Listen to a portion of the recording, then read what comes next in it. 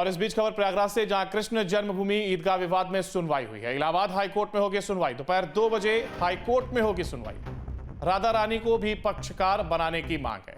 18 मामलों में एक साथ चल रही है सुनवाई।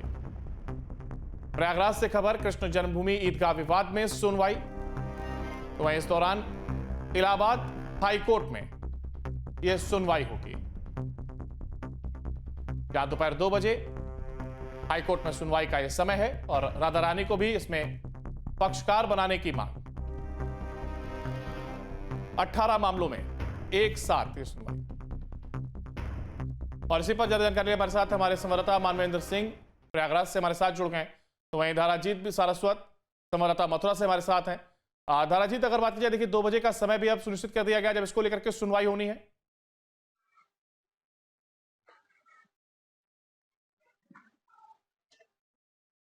बिल्कुल, देखिए, श्री कृष्ण जन्मभूमि शाही ईदगाह विवाद मामले पर 18 याचिकाओं में लगातार इलाहाबाद हाईकोर्ट में जो सुनवाई है वो चल रही है। सुनवाई की तारीख है करीब 2 बजे, इसका समय तय किया गया है। 2.5 एकड़ भूमि में जो शाही ईदगाह बनी है उसको हटाने के लिए हिंदू पक्षकारों ने कहा है कि औरंगजेब के समय में इसको बनाया गया, यानी वहां पर पहले श्री कृष्ण का भव्य मंदिर था और उसको तोड़कर औरंगजेब ने वहां पर शाही ईदगाह का निर्माण कराया था। तो अब उसको वहां से हटा देना चाहिए। जो भूमि है, आज तक राजस्व अभिलेखों की बात करें या फिर जो दस्तावेज हैं उनकी बात करें, सभी में ऐतिहासिक साक्ष्यों के साथ यही अंकित है कि वहां पर भगवान श्री कृष्ण का भव्य मंदिर हुआ करता था और उस मंदिर को तोड़कर औरंगजेब ने वहां पर ईदगाह का निर्माण कराया था। तो अब तमाम दलीलें लगातार कोर्ट में दी जा रही हैं। पिछली बार देखा था सुप्रीम कोर्ट में इस से संबंधित एक याचिका पर सुनवाई थी और उसमें एएसआई को पार्टी बनाने के लिए हिंदू पक्ष ने कहा था कि हमने जो याचिका दाखिल की है उसमें कुछ संशोधन करना चाहते हैं, तो एएसआई को पार्टी बनाने के लिए किया गया था। वहां पर सुप्रीम कोर्ट ने उनकी जो दलील थी उसको सुना और एएसआई को पार्टी बना लिया। अब आज इलाहाबाद हाई कोर्ट में पूरे मामले को लेकर सुनवाई है, जिसमें राधा रानी जी को पक्षकार बनाने की याचिका पर भी सुनवाई होगी। साथ ही वाद बिंदु तय होंगे। साथ ही हिंदू पक्षकारों का कहना है कि जो शाही ईदगाह है उसको विवादित ढांचा घोषित किया जाए। पिछली बार देखा गया था कि मुस्लिम पक्ष की तरफ से ये दलील दी गई थी कि हाँ, हमारा जो जमीन है शाही ईदगाह की वो अलग है, 13.37 एकड़ भूमि से अलग है, उसका कोई नहीं है, यहाँ पर जन्मभूमि से कोई संबंध नहीं है। और ये बेवजह जो लोग हैं वो तूल देने का प्रयास कर रहे हैं। दोनों धार्मिक स्थलों के अलग अलग द्वार हैं, अलग अलग पूजा पाठ होती है, फिर भी वहां पर कोई दिक्कत नहीं है। इस तरह की तमाम दलीलें मुस्लिम पक्ष की तरफ से रखी गई थी और ये भी कहा गया था साथ में ही कि कुछ याचिका उनकी सुप्रीम कोर्ट में पेंडिंग है, तो उनको पहले सुनवाई कर ली जाए, उसके बाद इलाहाबाद हाई कोर्ट में पूरे मामले पर सुनवाई हो। आज देखने वाली बात होगी कि इलाहाबाद हाई कोर्ट में इन जो बिंदुओं पर दलील है, किन किन बिंदुओं पर आज सुनवाई हो पाती है और कोर्ट की क्या टिप्पणी आती है और क्या जो हिंदू पक्षकार है और मुस्लिम पक्षकार है क्या क्या दलील है इस कोर्ट में रखते हैं। जी हाँ बिल्कुल, और देखिए आपसे कुछ ही समय बाद 2 बजे से सुनवाई का समय भी रखा गया। बने रहेगा हमारे साथ, आपसे अपडेट लेके। फिलहाल देखिए मानवेंद्र भी हमारे साथ बने हुए। मानवेंद्र, अगर बात की जाए हाईकोर्ट में सुनवाई को लेकर के, तो वहीं इस बार कहा यह जा रहा है कि राधा रानी को भी पक्षकार बनाने की मांग की गई है। आखिर ये मामला क्या है? जी देखिए, जिस तरह से हमने अयोध्या मामले में देखा था, रामलला को उसमें पक्षकार खुद ही वादी बनाया गया था, खुद अपना मुकदमा लड़ रहे थे। कुछ उसी तरह से इस मामले में भी इलाहाबाद हाई कोर्ट में प्रयास किया जा रहा है हिंदू पक्ष की तरफ से।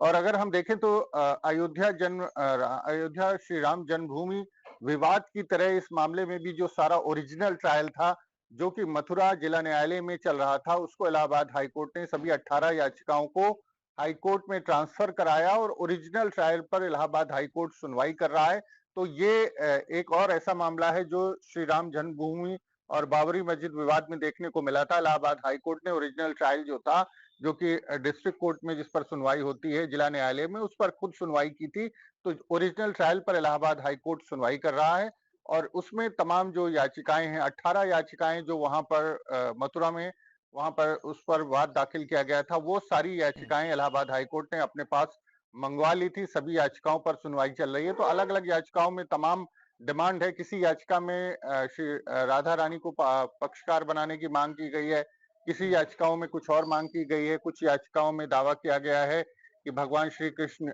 का जो 2.5 एकड़ जो शाही ईदगाह जो परिसर है, जो वो उसी में वो जो परिसर है उसमें भगवान कृष्ण का जन्म हुआ था। तो इस तरह के तमाम जो चीजें हैं उसको लेकर के लगातार सुनवाई जारी है। पिछली सुनवाई पर इलाहाबाद हाई कोर्ट ने मुस्लिम पक्ष से जवाब मांगा था, तो मुस्लिम पक्ष ने अपना जवाब आज दाखिल करना है और देखना ये होगा कि इलाहाबाद हाई कोर्ट का क्या इस पूरे मामले में रुख होता है। लेकिन दावा जो हिंदू पक्ष का किया गया था, हिंदू पक्ष ने ये कहा था कि ये जो 2.5 एकड़ की जमीन है, ये किसी कालखंड में इस पे जबरन कब्जा करके श्री कृष्ण जन्म के जन्म स्थल को एक तरह से उस पर कब्जा किया गया है और उसको हम्म। हिंदुओं ने मांग की थी कि उसको हिंदुओं को वापस किया जाना चाहिए और तमाम ऐतिहासिक और धार्मिक साक्ष्य भी प्रस्तुत किए गए थे।